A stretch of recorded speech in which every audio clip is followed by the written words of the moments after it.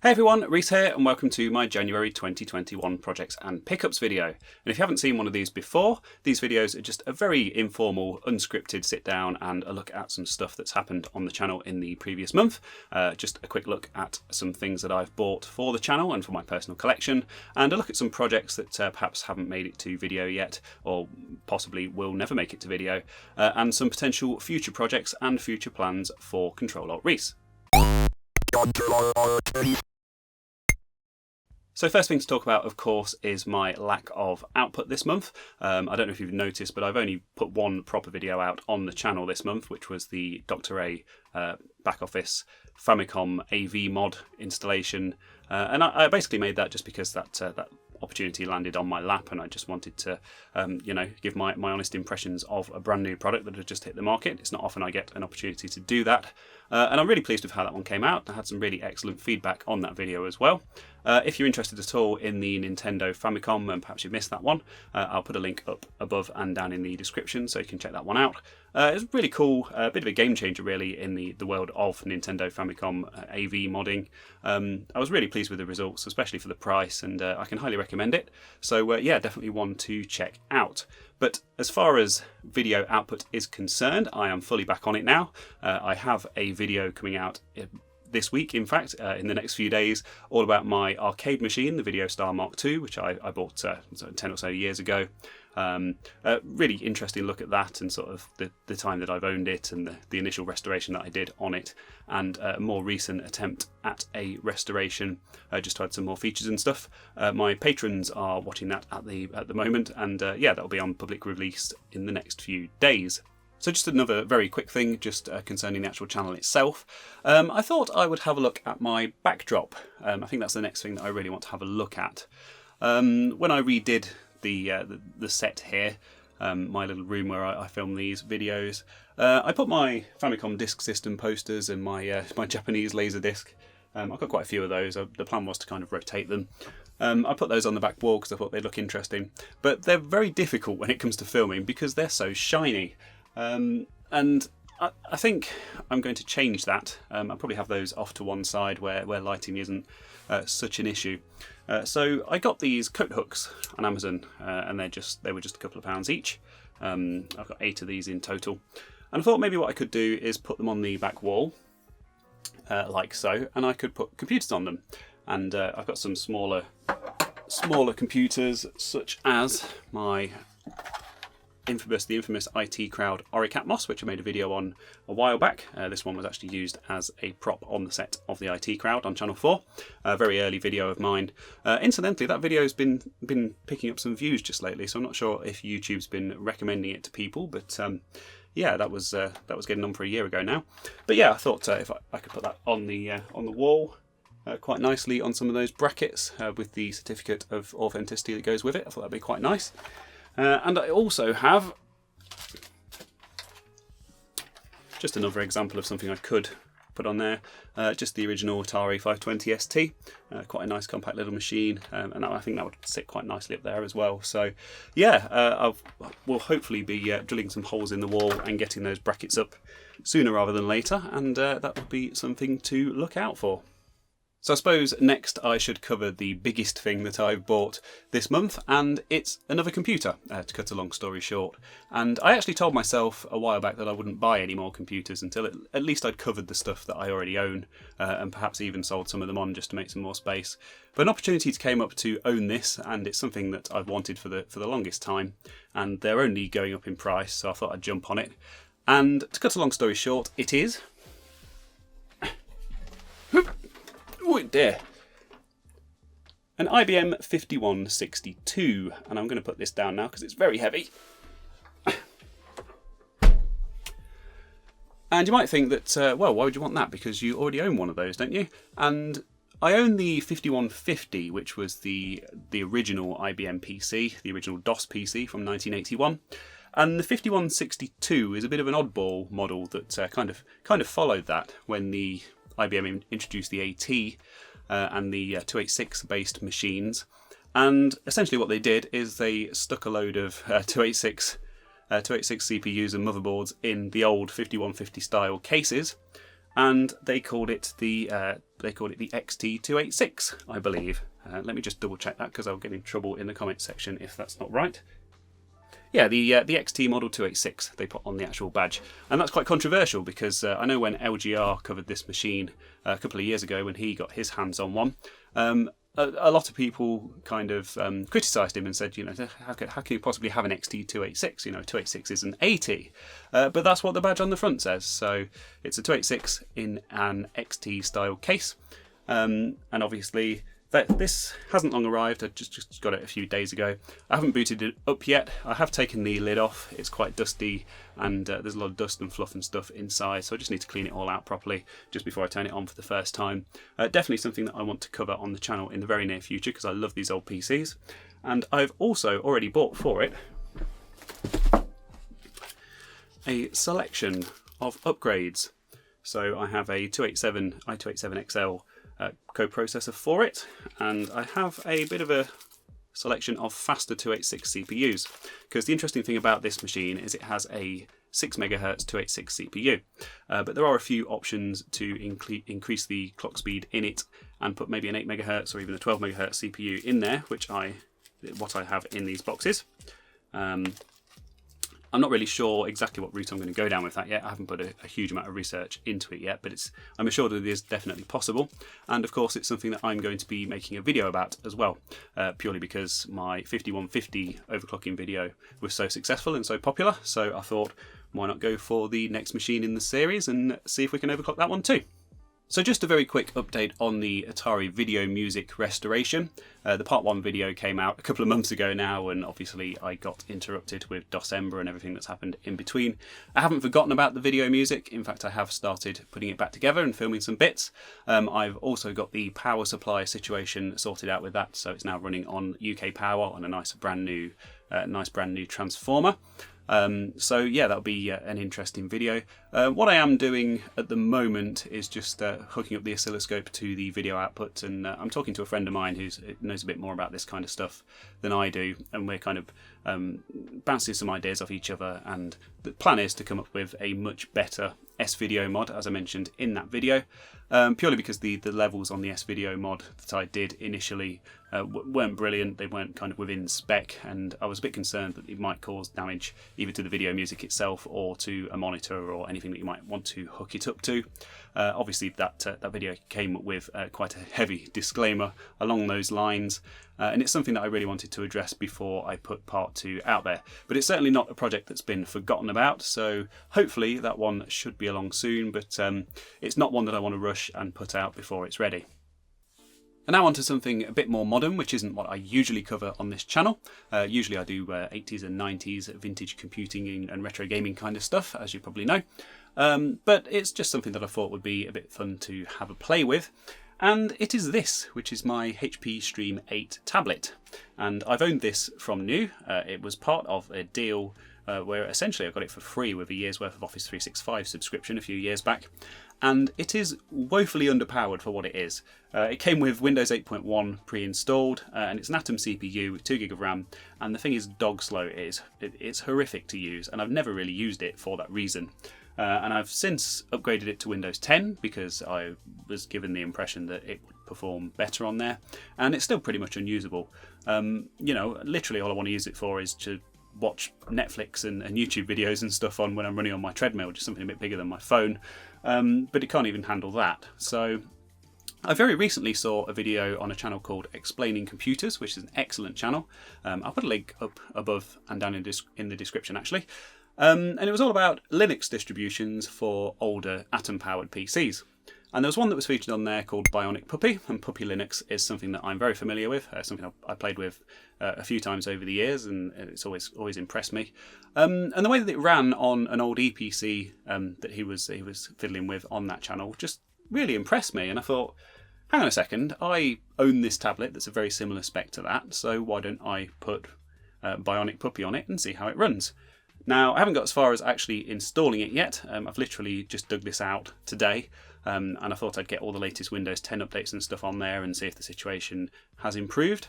Spoiler alert, it hasn't. But yeah, hopefully over the coming week, I'll put a very quick video together on my experiences of just installing that on here and seeing if it improves the experience and if it makes it into an actual usable piece of hardware that I can get some use out of. So I just want to have a very quick look at some more recent arrivals now, just a bit of an unboxing for you. Just a couple of parcels that have arrived in the past couple of days that I thought I would open on video just for your enjoyment. So let's have a look at them.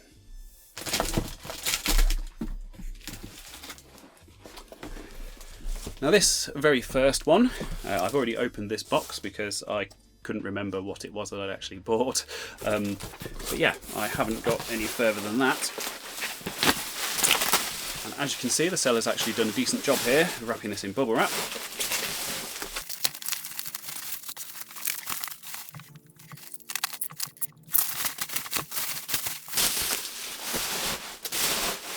Aha.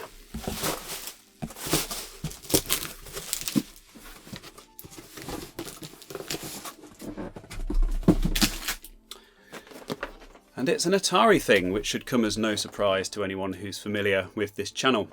It's an Atari 2600 Junior, as you can probably see. And the box is in quite reasonable condition. It's not perfect, but I don't tend to buy stuff that's in perfect condition, because I can never keep it in perfect condition. So I'd just be setting myself up for disappointment.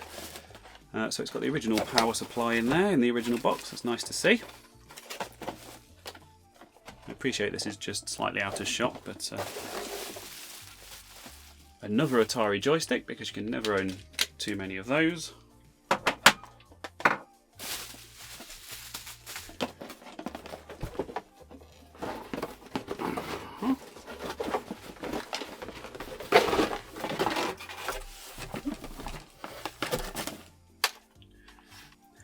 And the 2600 console itself, which as you can see is in quite reasonable condition. Again, it's not spotless.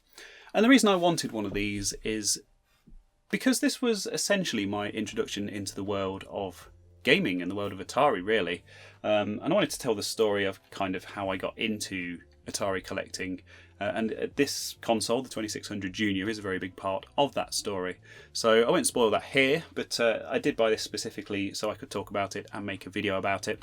If I want to capture any video output from this, I will need to mod it first. So I'll be doing the UAV mod, which is something I've already covered on my channel a couple of times. That won't be the focus of the video. The focus will be the story behind this console and my personal connection to it. So yeah, that will be one to look out, probably a bit longer term. But yeah, just another one to look out for on the channel. And speaking of stuff with a personal connection, there's just this other small box here. So I'll just quickly open this one and show you what's inside.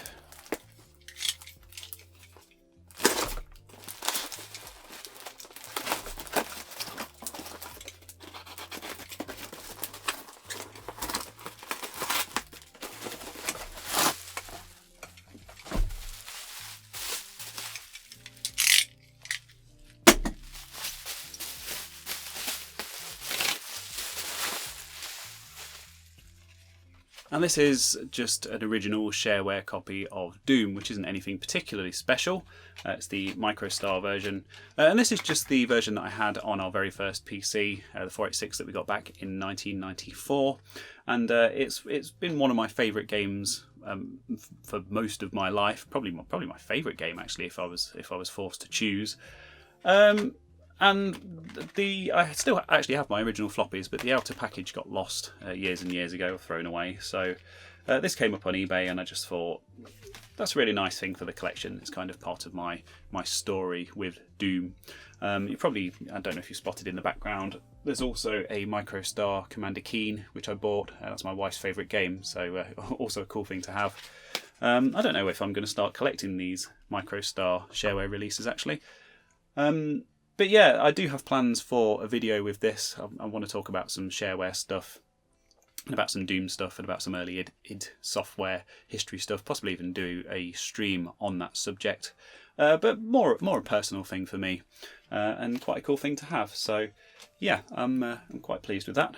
So just on the subject of live streams, I mentioned at the beginning of this video that I'd had a bit of a month off from making videos, but one thing that I did do was I did a couple of live streams. So the very first one was on my IBM 5150, and we just had a lot of fun just spending a couple of hours exploring some very early DOS gaming. I managed to get the PC speaker hooked up to my capture device as well, so I could assault everyone's ears with the Loom, the version of Loom with the PC speaker soundtrack, which is absolutely horrific and it's not something I ever want to revisit.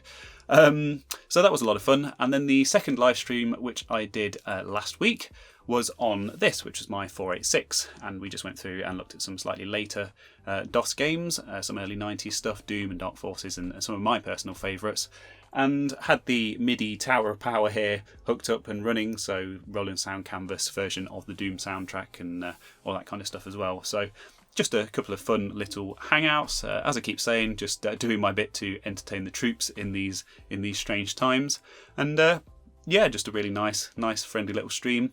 Something that I want to make a bit of a regular thing of in the future. I'm probably not going to be doing them quite as regularly, but yeah, maybe once a month, or if there's demand for it. Certainly proved to be popular. I think I had about 37 viewers peak on the second one, and something very similar on the first one, which I admit isn't huge by streaming standards, but it's a nice little crowd, and they're all regulars, and a lot of people there that I chat to a lot anyway. So yeah, a lot of fun to be a part of that, if I do say so myself, and something that I very much enjoyed. My other creative output this month has been on my second channel, and you're probably not aware of the fact that I have a second channel because I haven't really advertised it at all. I've just put a couple of videos up there and sent the link to a couple of regulars and people who've been with me since the beginning, a couple of friends of mine, and I've actually had some good feedback on that, which I was quite surprised about, because it's essentially just me sitting and rambling at a camera. And I called the channel Reese Rambles accordingly, just to set people's expectations. And if you enjoy these projects and pickups update videos, I think you'll probably enjoy the second channel as well. It's very informal, very unscripted, just essentially me just rambling about all sorts of stuff. So there were two of those videos so far. One of them is me talking about the me monetizing my channel and becoming part of the YouTube partner program, my experience with that, and that was kind of put together more just to explain to fellow small channels just what to expect and how it all works. The other one was just a quick look at a external NVMe SSD enclosure that I bought. I had bad experiences with them in the past, and actually found one that worked properly, and I thought, well, I should at least commit this to video. And the third video on there is something completely different actually. It's my RMC live stream submission for this month. So you probably know that I'm a very active member of a community called RMC, and every month I try to submit a video to the monthly live stream there. And this month I just went completely off the rails and just did something completely different for me. Quite a funny video. It seemed to go down really well, and it's kind of inspired me to just maybe loosen up a bit and just try some more kind of humour in my videos and that kind of stuff. And it was all kind of an experiment and on that side of things, and yeah, seems to have been received very well. So I thought I'd put that up on the second channel as well. If you didn't catch that, take a look. I'll put a link in the usual places.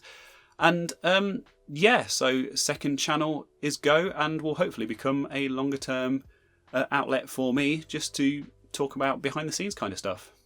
And so we find ourselves at the end of the video, and there's just one more pickup that I wanted to very briefly mention, and that is something that arrived first thing this morning. And I've had a bit of a play with it, and it's not retro, it's not an old computer or an old game or piece of software or anything like that.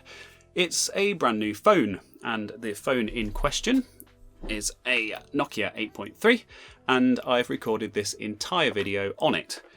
Just as a test, I have done some test recording earlier in the day. My previous camera that I used for every single video on this channel is this Panasonic TZ80 compact camera, which has served me very well over the years. Bought this a few years back for a trip to Japan, and I certainly have no plans to stop using this anytime in the immediate future. Longer term, I think I'll probably look at getting a DSLR for the channel, but I've kind of set a precedent now by releasing stuff in 4K, so I really need something that can do 4K and not cost the earth, and there doesn't seem to be anything out there at the moment. So I thought I'd get this phone. It seems to come quite highly recommended for a mid-range phone. It has a decent 4K camera built in. thought I would try recording this video on it. It seems to be going well so far. I haven't actually looked at the footage yet, so it could all be completely rubbish and I could end up throwing it away and you'll never see it, but then, you know, then you'll never see it. So I assume as you're watching this right now, things have gone well and the phone's actually worked out pretty well. So yeah, I'll use that for getting some B-roll footage, maybe even with a gimbal at some point in the future, and also for some, I don't know, multi-camera filming and that kind of stuff, which just makes editing a lot easier. And yeah, that was part of a bundle. It was 350 quid. It came with these little nice rechargeable earbud things. Had to go with those earlier. They actually sound really decent for what they are, so I was quite impressed with those. So yeah, I'm not a phone channel. I'm not really interested in kind of modern technology and that kind of stuff, but obviously worth a mention, and I'll keep you updated on that.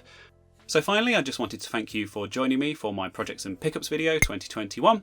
If you enjoyed the video, please do give it a thumbs up. It helps me to increase the visibility of my videos and helps me to continue to grow the channel through 2021 and beyond. It's very, very much appreciated. Also, if you have seen anything in this video that you have any comments or questions or suggestions or feedback on, please do let me know down in the comments section. I always enjoy having a chat with my audience, and I really do appreciate the feedback and having a bit of back and forth in that way. It's great to know what's going on out there. So finally, thank you very much for joining me. If you've somehow made it all the way to the end of this video and you're not subscribed to the channel, please do hit that subscribe button. There's plenty more where this came from, and there's plenty more much better produced and scripted and higher effort content as well. So yes, cheers as always, and I will hopefully see you next time.